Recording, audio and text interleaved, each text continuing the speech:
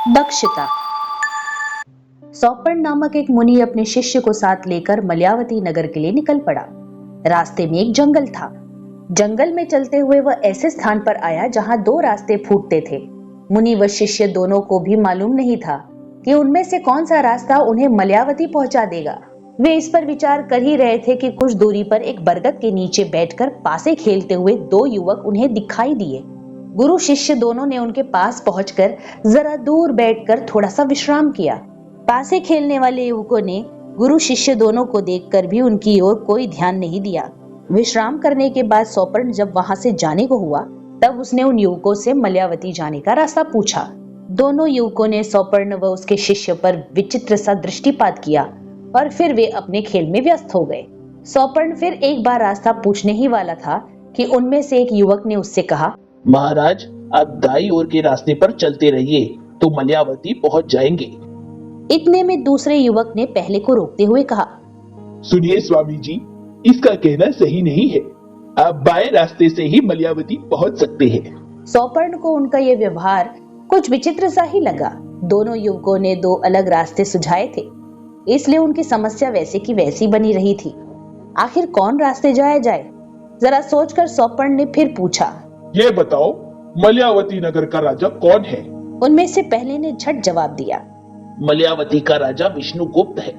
पर दूसरे युवक ने कहा, मलयावती के राजा का नाम है सर्वोत्तम। इस प्रकार राजा के अलग अलग नाम बताकर वे दोनों फिर अपने खेल में मशगूल हो गए। इसके बाद सौपर्ण ने उनसे कोई और सवाल नहीं किया।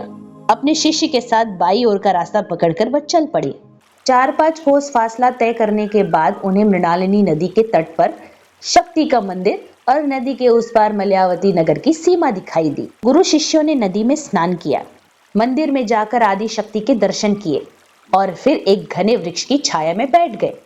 शिष्य के मन में बराबर यह संदेह कुरेद रहा था कि गुरु ने इसी रास्ते का पता कैसे लगाया। अब उसने अपना यह संदेह गुरु के सामने प्रकट किया। सौपर्ण ने मुस्कुरा कर कहा, प्रारंभ में जब उन युवकों ने दो भिन्न रास्ते बताए तब मैंने ताड़ लिया कि उनमें से एक झूठ बोल रहा है और दूसरा निसंशय सच। इसलिए मैंने उनसे ऐसा प्रश्न पूछा कि जिसका उत्तर मैं जानता था। प्रथम युवक ने मलयावती के राजा का नाम विष्णुगुप्त कहा तो दूसरे ने सर्वोत्तम बताया। हम तो जानते ही हैं कि राजा का नाम सर्वोत्तम ही है। उन्हीं का निमंत्रण पाकर ही तो हम मलयावती जा रहे हैं। इस आधार पर मुझे पता लग गया कि दूसरा युवक ही सत्य बता रहा है। अतः उसी के बताए मार्ग का अनुसरण कर हम यहाँ पहुंच गए हैं। नगर में पहुंचने के बाद सौपर्ण ने शिष्य को समझाया, समाज में अनेक प्रकार की मानसिक दशा रखने वाले लोग होते हैं। अनेक दिलों को किसी भी प्रकार से पीड़ा पहुंचाए बगैर उनके द्वारा अपनी आवश्यकताओं की पूर्ति कर लेना बुद्धिमानी का काम होता है, पर इसके लिए अत्यंत दक्षता की आवश्यकता होती है। तो इसलिए मित्रों, अपने शब्दों का दक्षता से इस्तेमाल करना हमें आना चाहिए ताकि किसी के हृदय को चोट न पहुंचे, वह हमें आत्मग्लानि न हो।